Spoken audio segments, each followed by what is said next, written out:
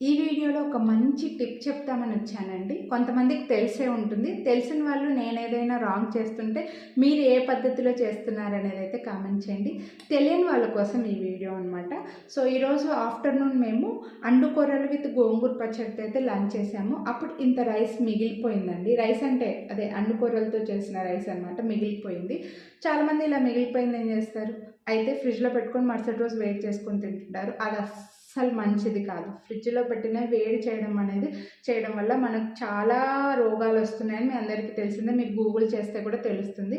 లేదంటే బయట ఏదైనా కుక్కలకి అలా పెట్టేస్తాం, లేదంటే పడేస్తుంటాం. కొంతమంది అలా చేస్తారు కదా. అలా కాకుండా ఇలా మిగిలిపోయిన దాన్ని మధ్యాహ్నం చేసుకుంది. ఈవెన్ మీరు అన్నం వైట్ రైస్ అయినా సరే అండి, పడేయకుండా నైట్ చక్కగా నీట్గా ఇలా మెత్తగా చేసేసి ఇందులో కొన్ని వాటర్ పోసి, కొన్ని వేడి పాలు పోసి, కొంచెం పెరుగు, మనం పెరుగు తోడు పెట్టడానికి ఎంత పెరుగు వాడతామో అంత పెరుగు వేసి బాగా కలిపేసి చక్కగా ఒక మూత పెట్టి ఒక కార్నర్లో పెట్టామంటే మనకు మార్నింగ్కి అంబలి తయారైపోతుంది. అది కూడా మిల్లెట్స్ అంబలి తయారైపోతుంది. చాలా హెల్దీ కూడా అండి. హ్యాపీగా తినొచ్చు మీరు. మన గట్ హెల్త్కి కావాల్సిన బ్యాక్టీరియా అంతా ఇందులో ఫామ్ అవుతుందన్నమాట. సో ఇలా ఫర్మెంటేషన్ చేయడం వల్ల మన జీర్ణ వ్యవస్థకు కావాల్సిన బ్యాక్టీరియా, మంచి బ్యాక్టీరియా ఇందులో ఫామ్ అవుతుంది. దీన్ని మార్నింగ్ మనం మంచిగా కొంచెం తిరువాత లేదా క్యారెట్, ఆనియన్స్ అవన్నీ కలుపుకొని తిన్నామంటే సూపర్ ఉంటుంది. చాలా హెల్దీ. ఈవెన్ డయాబెటిక్ పేషెంట్స్ కూడా హ్యాపీగా తినొచ్చు.